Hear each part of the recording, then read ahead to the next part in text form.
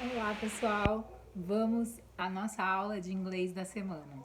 Hoje eu quero dar para vocês algumas dicas de alguns pontos que são geralmente foco de dúvida na língua inglesa. Vamos começar. Uma das principais preocupações no aprendizado do inglês é a gramática. Então, hoje eu vou dar algumas dicas para vocês de algumas palavras que acabam sendo semelhantes e que são completamente diferentes no seu significado. E vocês vão perceber que é muito fácil diferenciar e entender a lógica ali daquela formação. Muito comum na língua inglesa confundir o your com your. O your nada mais é do que o seu, sua. O your, que é o you apóstrofe re, é o sujeito you, você, mais o verbo to be na conjugação you are. Só que é uma junção, uma abreviação dessa formação do sujeito you com o verbo to be, ficando assim conjugado you are. E essa apóstrofe é uma abreviação desse verbo, tá? Então agora você não vai mais confundir.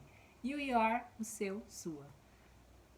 Ok? Nós temos também o yours, lembrando da música do Jason Mraz, que é tão famosa, né? I'm yours. Muito legal, viu? Qualquer hora eu vou passar ela pra vocês. A letra é muito bacana, super positiva e vale a pena a gente aprender. Então, deixando claro, your, seu, sua, e your, você está, no caso, né? Que é o sujeito e you mais o verbo to be na sua conjugação. Ok? Outra confusão que é muito feita é entre o there, o they, their e o their. Então vamos lá, vamos desmistificar de vez. O there é o their, é o deles, né? É aquilo, então assim como your é o seu, o their é deles, no sentido de objeto, de posse. Já o their é o they mais o are, da mesma forma que o your. Então é they, apóstrofe, re, their, que é a abreviação do they mais o are, their, ok?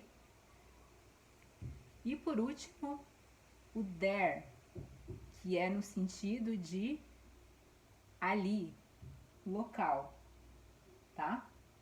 Então, só para ficar mais claro, da mesma forma que eu expliquei no outro exemplo, também existe uma confusão dessas três palavras. O their significa seus, suas, né? No sentido de deles, né? É da posse. Você está dizendo o que é daquelas pessoas no sentido de seus, suas. E utilizamos quando vamos falar que algo é de alguém. Por exemplo, se você disser their bikes are red, você está dizendo que a bicicleta deles é vermelha, tá? Então é o their. Já em relação ao their, que é uma outra pronúncia, utilizamos quando queremos fazer a contração de they mais are. Por exemplo, em they're from Brazil, quer dizer, eles são do Brasil, né? O from no sentido de origem, eles vieram do Brasil. Já o there é usado para expressarmos quando uma coisa está em algum lugar longe de nós, significa lá, como eu disse. Ou seja, o exemplo é my book is over there, significa que o meu livro está lá. Sacaram? Bem diferente, né? O significado. Outro erro que é bem comum e a maioria das pessoas também que está iniciando, né, o seu aprendizado na língua inglesa acaba por cometer é se esquecer do it. O it na formação dos sujeitos, a gente aprende que ele é para substituir coisas e pessoas, coisas e animais, certo? Só que em alguns momentos da língua inglesa, esse it não vai ter uma tradução específica. Por quê? Ele está ali para a formação daquela frase, no sentido de sujeito oculto, assim como a gente tem no português. Só que o nosso sujeito é oculto mesmo, né? Por exemplo, se eu disser fui à praia, eu não especifiquei que eu fui à praia, mas pelo fui você já vai perceber que eu tô falando de mim, primeira pessoa do singular, certo? Então, o it, ele aparece diversas vezes nesse sentido e muitas vezes as pessoas se esquecem dele. Mas na língua inglesa, muito diferente do português, como eu disse, ele precisa sim ser escrito, tá? Precisa ser mencionado na frase. Então vamos lá, para vocês entenderem melhor.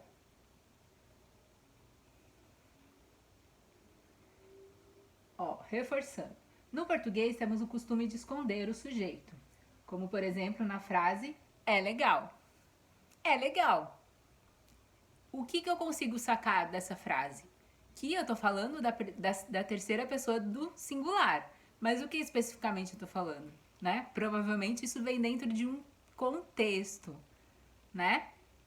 Porque eu não tô citando, nesse momento eu não sei do que se trata, mas dentro de um contexto eu vou entender.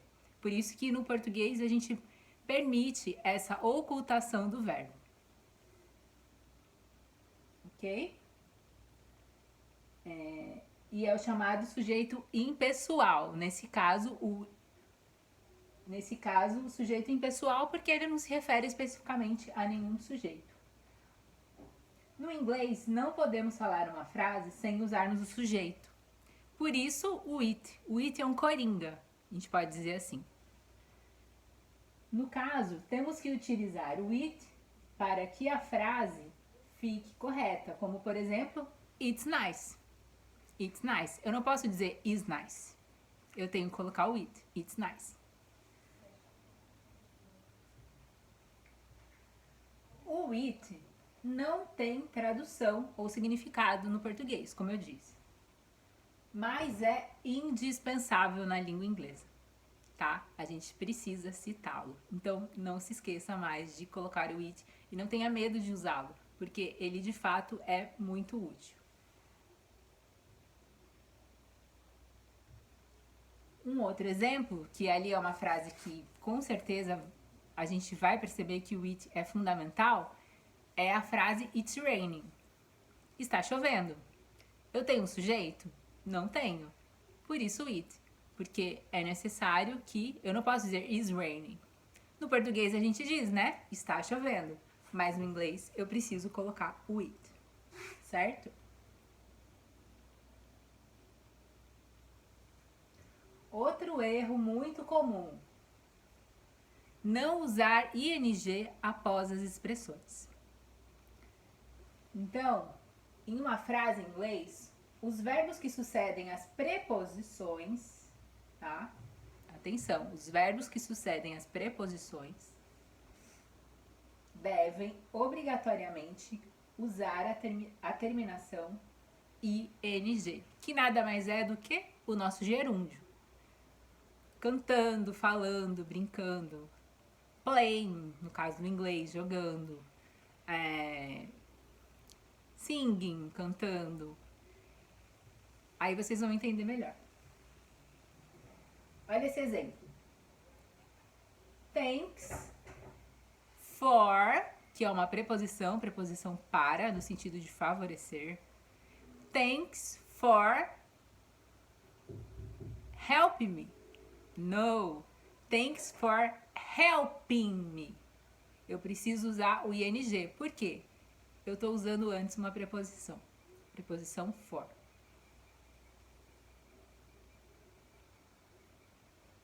Que significa obrigado por me ajudar. Thanks for helping me. Ok? Às vezes, na fala, a gente não percebe o ing. Então, não vai pegar mal se você se esquecer de helping me. Né? Até enquanto a gente fala rápido, isso acaba passando mesmo despercebido. Mas na escrita, ele é fundamental. Tá? depois de preposição, o verbo vai para o gerúndio. E a tradução? A tradução vai ficar: Thanks for helping me. Obrigada por estar me ajudando? Não, obrigada por me ajudar. Tá? É só uma regra gramatical que é chatinha, mas é muito importante a gente se lembrar, ok?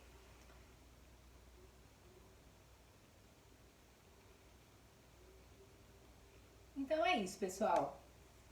Espero que tenha ajudado, tá? Foram dicas rápidas, mas bastante práticas aí.